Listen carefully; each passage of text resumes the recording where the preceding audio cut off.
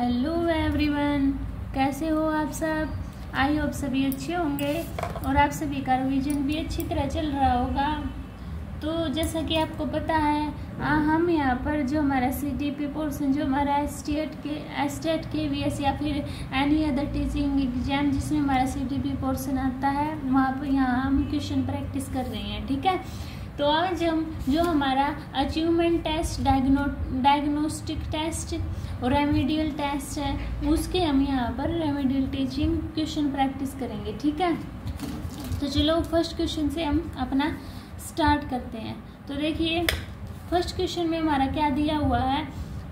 उपलब्धि परीक्षणों का प्रमुख उपयोग होना चाहिए शिक्षण कार्य में कमी के मूल्यांकन में, छात्रों के मूल्यांकन में, उपचारात्मक शिक्षण में, उपरोक्त सभी में। तो उपलब्धि परीक्षणों का मुख्य उपयोग कहाँ होना चाहिए हमारा? छात्रों के मूल्यांकन में, यानी कि बी ऑप्शन क्या हो जाएगा हमारा? राइट हो जाएगा। ठीक है, अभी चलते हैं सेकंड क्वेश्चन पर। तो अब देखिए सेकंड क्वेश्चन अपना, वस्तुनिष्ठ पर्सन की सबसे बड़ी विशेषता है, यानी कि जो हमारे ऑब्जेक्टिव टाइप क्वेश्चन होते हैं उनकी सबसे बड़ी विशेषता क्या होती है? वह छोटा होता है, वह जल्दी समझ में आ जाता है, उसका एक ही उत्तर होता है, उसके कई उत्तर होते हैं। तो ऑब्जेक्टिव टाइप क्वेश्चन की सबसे बड़ी विशेषता क्या होती है? कि उसका एक ही उत्तर होता है। ठीक है, यानी कि सी ऑप्शन क्या हो जाएगा मेरा? राइट हो जाएगा। अभी क्वेश्चन नंबर 3 पर चलते हैं। देखिए क्वेश्चन नंबर 3 क्या दिया हुआ है? उत्तम परीक्षा के मुख्य गुण है वैधता, वस्तुनिष्ठता, विश्वसनीयता, ये सभी, यानी कि जो हमारा the main qualities of a perfect exam, तो क्या होगी? उसकी वैलिडिटी होगी, ऑब्जेक्टिविटी, रिएबिलिटी या उपरोक्त सभी, यानी कि ये सभी, ऑल ऑफ दीज।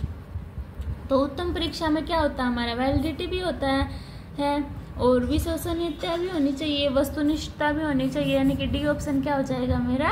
राइट हो जाएगा। ठीक है, अभी फोर्थ क्वेश्चन देखिए, किसी परीक्षण की विश्वसनीयता जितनी अधिक होगी उसकी वैधता होगी उतनी ही अधिकतम, कम, सामान्य, बराबर।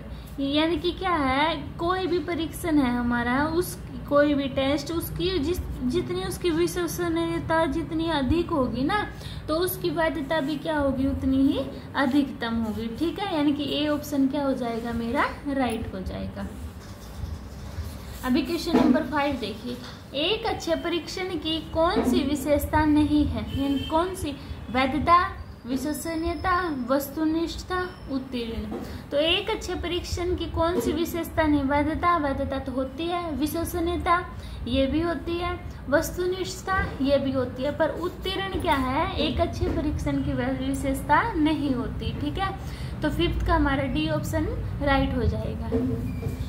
ठीक है, अभी क्वेश्चन नंबर 6 देखिए, बच्चों का मूल्यांकन होना चाहिए बोर्ड परीक्षा द्वारा, सतत एवं व्यापक मूल्यांकन द्वारा, गृह परीक्षण द्वारा, लिखित एवं मौखिक परीक्षा द्वारा। तो बच्चों का मूल्यांकन कैसे होना चाहिए हमारा? सतत एवं व्यापक मूल्यांकन द्वारा, यानी कि पूरे साल उन्होंने कितना पढ़ा है, हर एक टेस्ट लिया है उसका, उसकी परफॉर्मेंस हर एक टेस्ट में कैसी है, ये सब कुछ मेजर करके तब उसका मूल्यांकन होना चाहिए। अभी ऐसा भी हो सकता है कि मान लो जैसे कि फर्स्ट टेस्ट वगैरह हुए पूरा साल उसने अच्छी परफॉर्मेंस दी, बट जो फाइनल एग्जाम आए उसमें कुछ कारण हो गए, यानी कि यह कुछ रीज़न हो गए जिसकी वजह से वो अच्छा नहीं कर पाया पेपर में, है ना। तो इसका मतलब ये नहीं है कि कि वो अच्छा नहीं है पढ़ाई में, कुछ रीज़न ऐसे हो सकते हैं कि उसने अच्छी तैयारी ना कर पाया हो, है ना। तो इसलिए क्या है, उसका पूरा साल भर का मेजरमेंट करके तब बच्चों का मूल्यांकन करना चाहिए। ठीक है, तो 6 का क्या हो जाएगा मेरा? बी ऑप्शन राइट हो जाएगा। अभी 7th क्वेश्चन देखिए, उपचारात्मक शिक्षण की सफलता निर्भर करती है समय व अवधि पर, समस्याओं के कारणों की सही पहचान, उपचारात्मक शिक्षण सामग्री पर, भाषिक नियमों के ज्ञान पर। तो उपचारात्मक शिक्षण की सफलता निर्भर करती है किस पे करती है कि समस्याओं के कारणों का सही पहचान, यानी कि जो समस्या है उसके क्या रीजन है उसको हम सही तरह पहचानना। ठीक है, उपचारात्मक शिक्षण की सफलता इसी पर निर्भर करेगी। अभी 8 देखिए, मूल्यांकन का अर्थ है धीमी गति से सीखने वाले एवं प्रतिभाशाली बालकों के रूप में लेवर करना। जिन बालकों को उपचारात्मक शिक्षा की आवश्यकता है उनकी पहचान करना, अधिगम की कठिनाइयों में समस्या वाले क्षेत्रों का पता लगाना, उत्पादन जीवन जीने के लिए शिक्षा की सीमा तैयार की है एक पाई है का पुष्टि पोषण प्रदान करना। तो मूल्यांकन का क्या अर्थ है, अधिगम की कठिनाइयों व समस्या वाले क्षेत्रों का पता लगाना, यानी कि सी ऑप्शन क्या हो जाएगा मेरा, राइट हो जाएगा। ठीक है, अभी 9 क्वेश्चन पर चलते हैं। वे पर्सन जिनके उत्तर हेतु हाँ नहीं में से एक का चयन करना हो उन्हें वर्गीकृत किया जा सकता है वस्तुनिष्ठ, लघुतरात्मक, अति लघुतरात्मक या फिर वैध प्रकार। तो क्या है, वे पर्सन जिनके उत्तर हाँ या ना में चयन करना हो, तो वो कौन से पर्सन होते हैं हमारे, ऑब्जेक्टिव टाइप होते हैं ना, यानी कि कौन से होते हैं मेरे, वस्तुनिष्ठ। तो ए ऑप्शन क्या हो जाएगा, राइट हो जाएगा।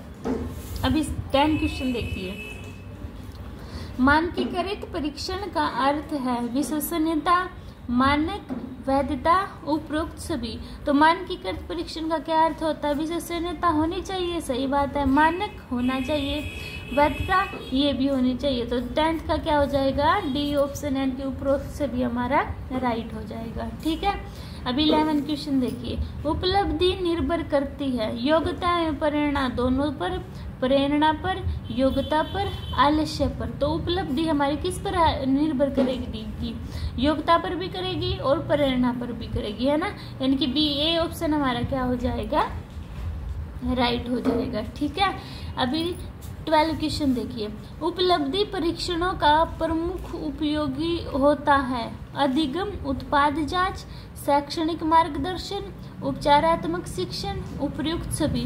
तो उपलब्धि परीक्षणों का प्रमुख उपयोगी क्या होता है हमारा, अधिगम, उत्पाद जांच ये भी होता है, शैक्षणिक मार्गदर्शन ये भी होता है, उपचारात्मक शिक्षण ये भी होता है। तो उपरोक्त सभी हमारा क्या हो जाएगा, राइट हो जाएगा। अभी 13 क्वेश्चन देखिए, उपलब्धि परीक्षण भाग है मनोविज्ञान, गृह विज्ञान, भूगोल, राजनीति विज्ञान। तो उपलब्धि परीक्षण किसका भाग है हमारा, मनोविज्ञान का, यानी कि साइकोलॉजी का। ठीक है, यानी कि achievement test is a part of psychology. ठीक है, तो ये ऑप्शन हमारा क्या हो गया, राइट हो गया। अभी 14 क्वेश्चन देखिए, उपलब्धि परीक्षणों का प्रमुख उपयोग होना चाहिए शिक्षण कार्यक्रम में, मूल्यांकन में, छात्रों के मूल्यांकन में, उपचारात्मक शिक्षण में, उपरोक्त सभी में। The major use of achievement test should be, क्या है फिर इसका, शिक्षण कार्यक्रम में, मूल्यांकन में नहीं, छात्रों के मूल्यांकन में हाँ ये होना चाहिए। इनके उपलब्धि परीक्षण का किसके लिए उपयोग होना चाहिए, छात्रों के मूल्यांकन के लिए प्रयोग होना चाहिए ना।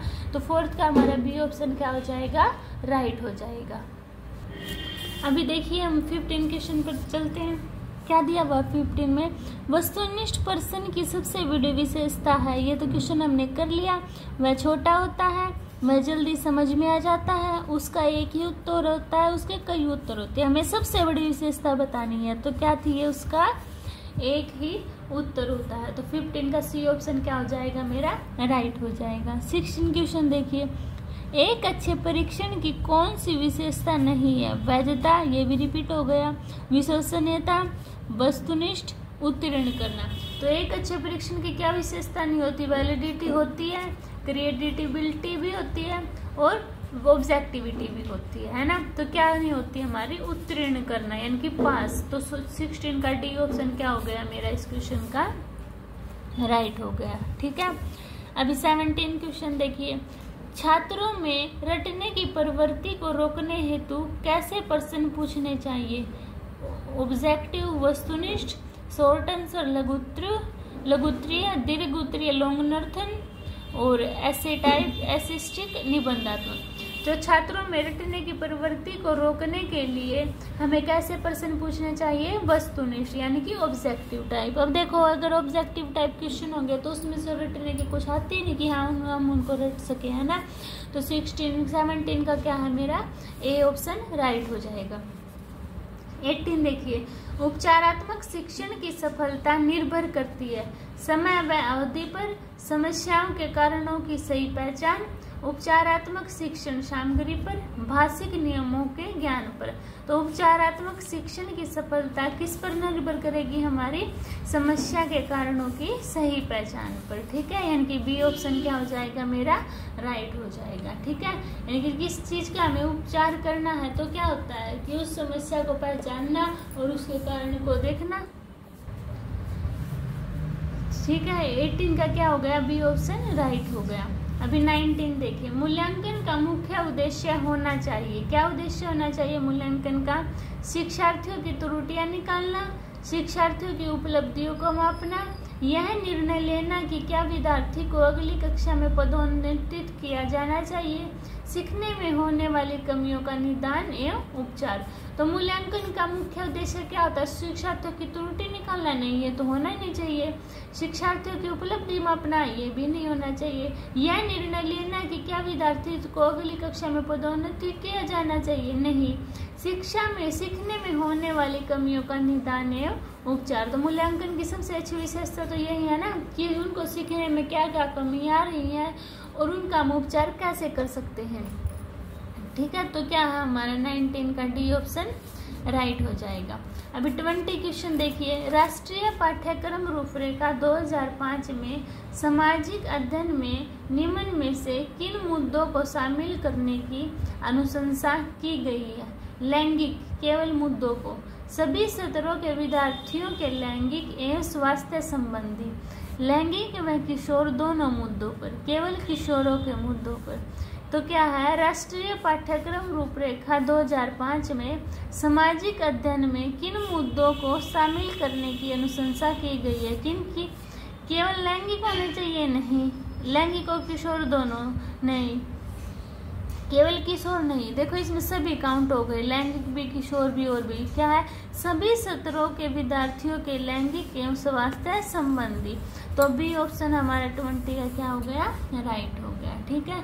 तो आज हम 20 क्वेश्चन तक करेंगे हमारे, ठीक है। अगर आपको किसी क्वेश्चन में डाउट होता है तो कमेंट सेक्शन में बता देना, मैं आपके डाउट सॉल्व कर दूंगी। मिलते हैं नेक्स्ट वीडियो में, तब तक के लिए बाय बाय।